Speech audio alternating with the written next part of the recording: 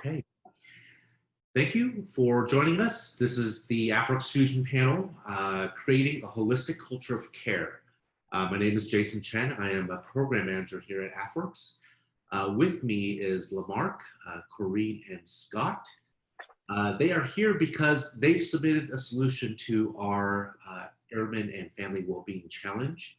There's obviously some synergy between them, and that's why you are all here together to join in this conversation. Let's take this opportunity to do a very quick introduction. Lamarck, would you please first start?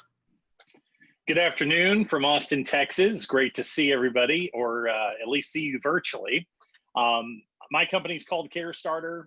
We automate and scale care management for the military. We talk about automating and scaling military readiness. We are currently deployed at Travis Air Force Base with a pilot around EFMP, that's Exceptional Family Member Program. But we've been doing this a long time in the civilian world, automating and scaling care management across entire health systems to help families connect to care. So we'll talk a lot about that, but thanks, Jason. Thank you, Lamarck. Corrine, off to you. Thanks, Jason. So hi, everyone. I'm Corrine Harada. I'm a training service manager at SAIC. As a scientist, psychologist, and program manager, I've been involved in the development, implementation, and evaluation of DoD school-based and community well-being programs worldwide. Our team at SAIC has a rich history in human performance, resilience, risk reduction, and health promotion programming for service members, families, and DoD civilians. And I'm just really pleased to be here. So thank you to Jason and the AFWERX team for inviting me to participate on this panel. And I'm really looking forward to the discussion. Thank you, Corrine. We're excited to hear from you more as well. Scott? Hey, everyone. Scott Cole from Third Space, and I second the gratitude to be invited. So it's a privilege. Thank you very much. And I'm from Madison, Wisconsin. Third Space is fundamentally a startup, and it's a spin out from a first startup that I had. And we've been solving the problems of organizational culture for the private industry for probably about 2 years now, and kind of stumbled into this opportunity and started working with the 115th Air Guard in Wisconsin and also the National Guard as well. And I think what makes us unique is we have AI and that type of technology that's in the system, but we're also really looking at how people change and modulate behavior based on the physical cueing that happens from our space around us, and then some of our other dynamic interactions that we have just by sort of being together. So that's sort of one of the things that we're looking at. Thank you. All right, thank you, Scott. Okay, we will kick it off with our first question, and this question is for the whole panel. When we use a term like holistic culture of care, what do we really mean?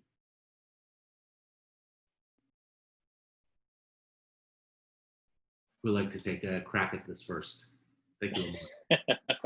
Holistic, I mean, holistic means to me, and our philosophy here at CareStarter is, you know, patients are people. We say in healthcare, which you would think is like obvious, duh, but healthcare is not built around people. It's built around conditions, the treatment of conditions. And so holistic to me means people, airmen is people, and those people have families. So holistically,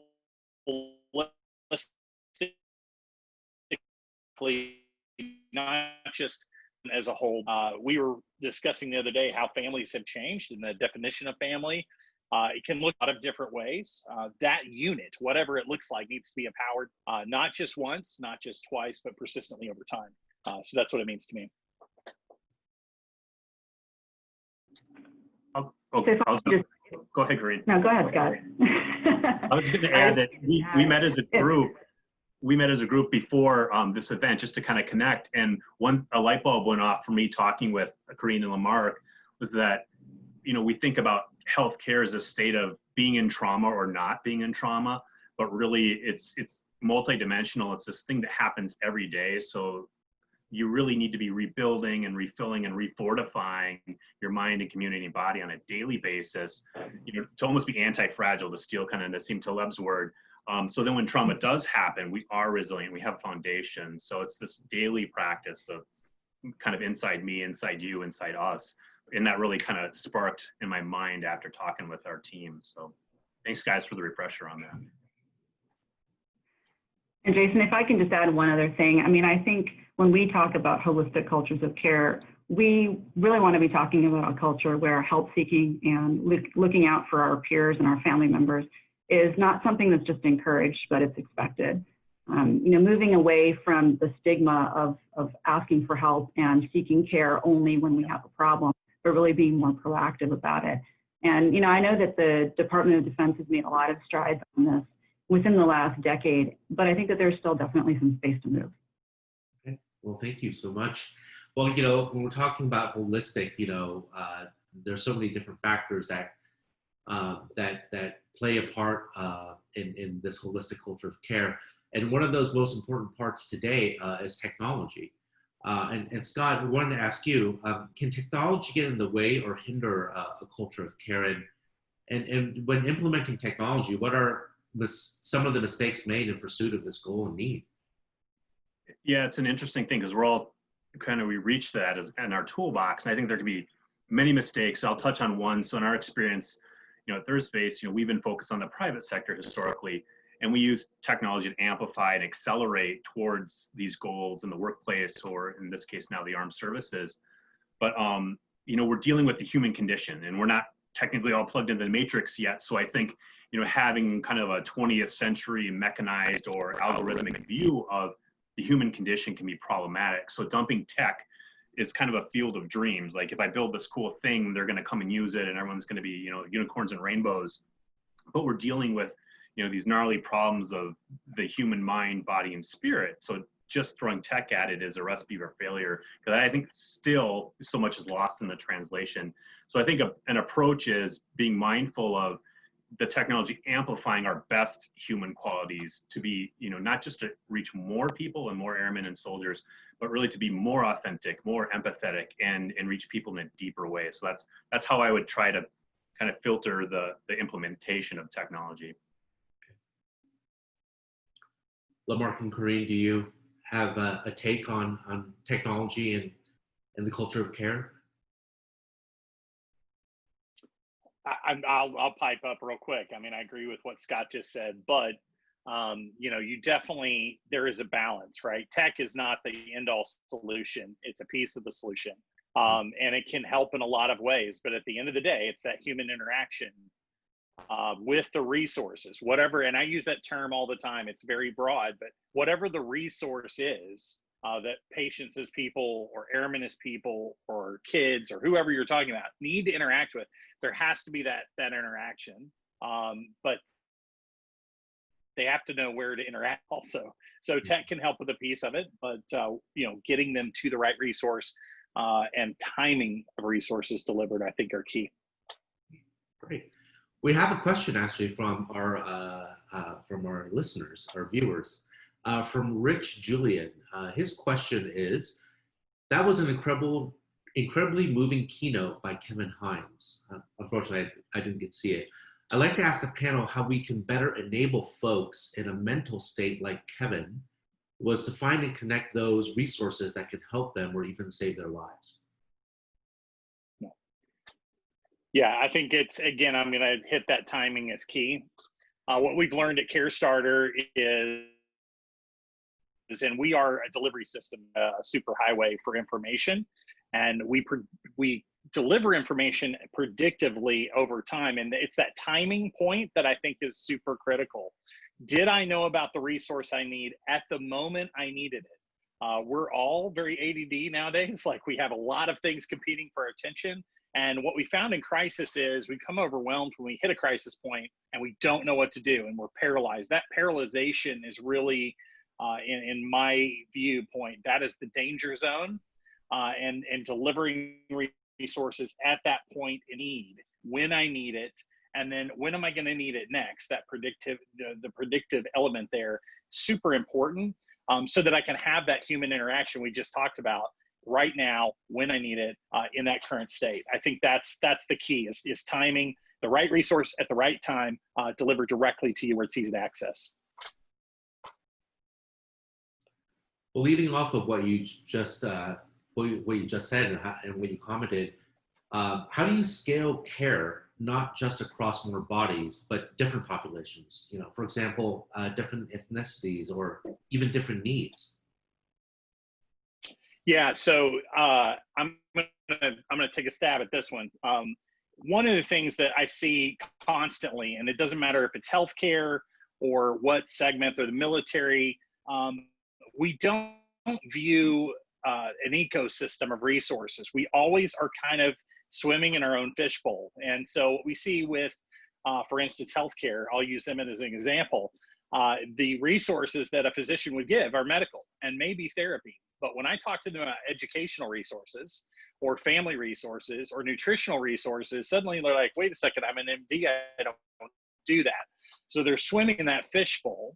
And so if you're going to scale care, you really have to look at what we call the network of care, which in this scenario would be base plus community. You can't just look at the base, and you can't just look at the Air Force, and you can't even just look at the DoD. You have to look at their resources plus community and bring the full sum total of that ecosystem directly to people, to families, and lay it at their footstep, and then pare it down. You know, you think about going to a website, and then you have to sift through all of this information, right? What we believe in is cutting to the chase and saying, yes, there's this ecosystem, here's the resources you need right now. I think that's how you scale it, is have a macro view of what people need. And then my favorite thing to talk to audiences about is, if we all had cancer, same disease type, same state, would we agree on one path of care? So there's this myth of a path of care. And a key component to this, of the ecosystem, is understanding that, Jason, you and I are going to choose different providers, different resources, and that is the point. The question is, did I have a choice to be able to make that personal decision, or did I feel like I only had one option or no options? Thank you. Karine, over to you. What has worked or shown results in the experience of the panelists? And, you know, to follow up on that question, what does success look like? So, you know, I'll start by talking about what I think are kind of 3 core areas that I think are really critical for being able to set organizations up for success in this space. And, you know, the first being data. You know, we have to begin with the end in mind. And by doing that, you know, it's not just about understanding what our, you know, short-term, mid-term, and long-term outcomes are, but it's also being able to understand what data sources we already have, what we need to develop, and then how we need to get that information, whether it's from end users, from our technology systems, or from existing databases that, you know, the military is already great at doing. The second thing is communication. It's got to be clear, consistent, and targeted to different levels. And by doing that, we're not only promoting engagement, but we're kind of setting the standard for, you know, how it is that our programs need to be structured and what we're anticipating for them to achieve. And the last, and this is, you know, this is seemingly obvious, but I'll say it anyway, it's, you know, quality services and resources. The most important thing I think here is that materials have got to be ready for prime time. So, you know, as an organization starts to roll out a new service or a new pool of resources, doing it with an iterative, phased approach is sometimes better, especially if you're still building your products, because you really want people to have a positive experience with whatever it is that you're delivering to them. You want them to come back and keep using it, and you want them to tell their friends and family about it. And so by kind of putting all of these 3 facets together, and I know that they're, you know, this is a very high level view, but, you know, I think in terms of as organizations move forward, thinking about, you know, how they want to measure success, what it means to them, and what their end goals are, like those are some of the things that are going to be critical for them to achieve that. Scott, Karine mentioned starting with data. From your experience and your take in creating a culture of care, what role does data play, and why does it matter so much? And no question that, you know, data is going to provide us, you know, indication whether the thing that we built is effective. You know, it allows us to take that scientific approach, that systematic approach, and converge on wellness. I think a caveat to that is be careful of vanity metrics, especially in the startup world. We can fall in love with, oh, the user logged in, and therefore, you know, they're getting better. So I would say, you know, don't forego your intuition and that spidey sense that you might actually have as a leader or a colleague. we can fall in love with big data, and there's a lot to be gained from it. I'm not anti-big data by any stretch, but holistic wellness, I think we also need to kind of pull back sometimes and focus on what I'd call small data, or those human tells, or the micro behaviors, the reading between the lines. And it's that thing that our limbic brain kind of taps into. The minute you walk into a room or a crowd, but it's hard to quantify. So I think at this point in data science, it's directionally accurate, but it still doesn't yet reveal the whole truth to us. So absolutely a tool, but there's other parts to the story to be aware of as well. Okay. Thank you. So a very current topic, obviously, today. The reason why we're doing a virtual conference is simply because of COVID-19. And we've been in this pandemic for several months already. Lamarck, I was just curious, what types of impacts, obviously positive or negative, do you believe the COVID-19 pandemic has had on DoD initiatives in this domain, around the culture of care? And how should the Air Force address those type of impacts? Yeah, so I'm going to compare the Air Force on this one to some of the clinics that we help on a regular basis, federally qualified health centers. Our medical partners, they're responding to the pandemic as a medical emergency, which they should, right? Mm-hmm. The problem is that that's affecting a very low percentage of their patients. The bigger effect of COVID-19 is that every patient they've seen is now sheltering in place at home. Their kids aren't going to school, and they need resources. And so what we have learned is that the biggest impact is that macro impact. It's not just the pandemic itself and how many people are affected, and certainly those are important numbers. I'm not negating those, but it's the recognition that this has affected everybody. It's affected me. I am not home often. I have been home more since March than I've been home in a decade, at least consistently. And so what we saw is immediately when we began to see the shutdown happen, what we did is we partnered with our healthcare partners and we created care maps around COVID-19. And you might say, well, Mark, that's weird. It's not a diagnosis. It is a condition, right? And food, shelter, water, finance, those 4 areas is what we focused on. And what we found is we literally blew every metric, every record we ever had on our platform out of the water. And so what we saw was the need for resources. Our first care map was 135% adoption rate in 24 hours. Think about that.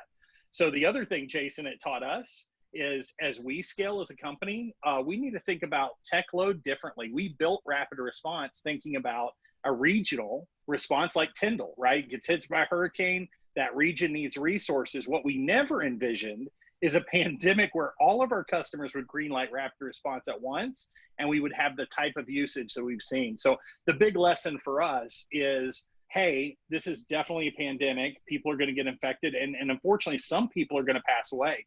But it will affect, and it is affecting our entire society from a mental stress level, economically.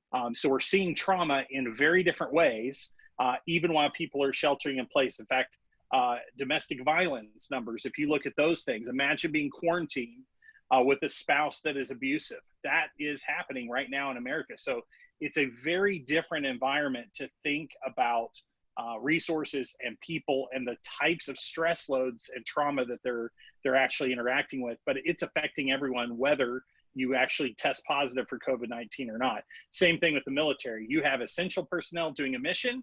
What about those families sheltering in place at home? What are we delivering to those families? What is AFPC delivering to those families? And too often what we see in healthcare and the military, the mission is guns up, ready to go, right? We're ready to respond. But what about those families that are now at home without that personnel, that person they love at home? That is where we see a huge impact, and that collectively affects the readiness of the Air Force. Corinne, what impacts have you seen through your lens, the impacts of COVID-19 on the Air Force and and DoD initiatives? So, I think it's interesting. It does bring me back to what I was talking about regarding communication earlier, is, the importance of active strategic communication from the leadership, out to the community to help people to, acknowledge, a lot of these things that Lamarck is talking about. And I think, something that he said that really resonated with me is the fact that there's so much interrelatedness between all of these different challenges that people are having, whether it's physical health, mental or behavioral health, financial well-being. I mean, all of these things have come to a head. And, you know, by being able to think differently about the way that we, you know, communicate out to our larger communities, and also, you know, how we're approaching resource delivery. You know, this is a great time, but also a really challenging time to be reassessing how it is that we're offering services. But I mean, I think that this is also a really fantastic time to be exploring opportunities like telehealth and other resources like it, and rethinking the model for how we've traditionally, you know, driven people towards face-to-face, on-base resources, and how we can expand what those things do and how they do outreach to better meet the needs of people who are sheltering in place. Yeah. Scott, what's your take? I'd love to hear from you. Well, I'm new to this world of, you know, DoD and so forth, but just from a broad perspective, you know, as an entrepreneur, I think of it. There's a lot of negative things, obviously, that we see every day, but and it's exposed a lot of cracks in the system. But in a way, the cracks, you know, to borrow from Leonard Cohen, like it's those cracks is how the light gets in, and I see that as an opportunity for us. I think it shows us that there is a lot of work to do that we can do together. And there's a lot of interesting opportunity. And I think just seeing how like AFWERX approached this challenge, and they think about the holistic approach of wellness, is like, this is a really broad thing. And it's now on the forefront of our minds that we're gonna be dealing with this and need to deal with this. So for me, that was, I think it's just a change. I never thought of like the Air Force thinking about this need and having it be front and center the way it is. So that I think is actually a really great thing for all of us going forward, even beyond COVID. It's gonna make us much stronger as a force, and much stronger as a country, I think, once we persevere through this. So I think it's, you know, that's a positive side I like to hang my hat on, at least. Well, we're heading into our last few minutes of our panel. I want to reach out to the attendees who've joined us to see if they have a question. If they do, please raise your hand. The raise your hand feature is at the bottom of your toolbar on Zoom, or feel free to type in a question in the Q&A feature. While we're seeing if okay, there we go. John Relic, give me a sec. John, you are free to speak. Yes, I'd like to ask the panel how they believe that telemedicine and increasing in resources is going to change the dynamics of the staffing within the Air Force. Who wants to take that one? May I ask a follow-up question? I think I would like some clarification, John. When you say staffing within the Air Force, are you speaking specifically to the resource or service providers, or are you speaking to larger like force planning? No, I would be talking about the medical and affiliated resources. Okay. I mean, I'll take a blind stab at this. I mean, I think the move to telehealth changes the way that we, I think, approach, you know, appointment scheduling, and I think even, you know, just our approach to interaction, right? In the sense that, you know, can we find different ways to perhaps, you know, automate some of the chart management and note-taking capabilities that then allow those providers to be more efficient and more focused on their patients? I think that's a possibility. But to be really honest, you know, and I've been tracking some of the literature in this space, and right now a lot of the focus, and, you know, again, my specialty is behavioral health, so I will stay in that lane. You know, right now a lot of our attention has really been on the idea of how do we do better to do outreach. One of the challenges for behavioral health right now, and I think less of a challenge for providers who are on, you know, on a physical base, is that, you know, we have a challenge about being able to provide services to people across state lines. So if we don't know that a person is physically located in the same state that we are technically not supposed to provide services to them, even if they've been a longstanding client of ours. I think that there's some room to work, and I know that this doesn't quite go to answering your question, but I think it's a valuable part of discussion that needs to move forward. Yeah, I agree. I think it's interesting that it took a pandemic to push telemedicine off start gliding, right? I think it's a clear tool. I do think resourcing families and patients is, telemedicine has the same issues as a doctor's visit. There's still only so much time. We are getting to that physician quicker, but that physician, Corinne, to your point, doesn't know the area I live in, doesn't know how to resource me, and so they have the exact same issues. So it's very interesting how that's going to work. I do think in the behavioral health space, I think it could be a massive tool to get more help and to scale mental health and behavioral health folks across a greater number of folks by removing that physical barrier. I think it could be a huge win. And I hope to see that more in the future.